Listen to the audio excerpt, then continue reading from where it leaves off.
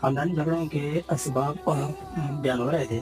تو آج اس سلسلے میں ایک بہت اہم سبب کی طرف اشارہ کرنا چاہوں گا۔ وہ اہم سبب یہ ہے کہ ہمارے یہاں خاندان کے جو بڑے اور سرکردہ قدآمت لوگ ہوتے ہیں وہ اپنی ذمہ داریوں سے انحراف کرتے ہیں۔ ان کی ذمہ داریوں میں یہ بات شامل ہے کہ اگر خاندان میں دو افراد کے مابین کوئی کلیشز پیدا ہو جائیں کسی غلط فہمی کی بنیاد پر یا کسی اور اسباب کی وجہ سے، تو ان کی ذمہ داری ہے کہ وہ ان دونوں کو بٹھا کر کے اس کا تصفیہ کریں اور اس مسئلے کو آسانی کے ساتھ ختم کرتے ہیں۔ لیکن ہمارے معاشرے میں آج کل کے جو بڑے ہیں وہ اپنی ذمہ داریوں سے نہ صرف یہ کہ بھٹکتے ہیں بلکہ ان ذمہ داریوں کو پورا کرنے سے جو رائے فراغ اختیار کرتے ہیں تو اس کے لیے اسباب بیان کرتے ہیں کہ بھئی ہم نے تو دونوں طرف بنا کر کے چلنا ہے، اس وجہ سے ہم جو ہے نا اس کو غلط نہیں کہہ سکتے اور صحیح کو نہیں کہہ سکتے صحیح۔ تو اس کا نتیجہ کیا ہوتا ہے؟ جو شخص غلط ہوتا ہے وہ یہ سمجھتا ہے کہ ہمارے کو اس بڑے کی بھی خاموش ہدایت حاصل ہے، اور جو مظلوم ہوتا ہے وہ یہ سمجھتا ہے کہ یہ شخص ظالم کے ساتھ شانہ بشانہ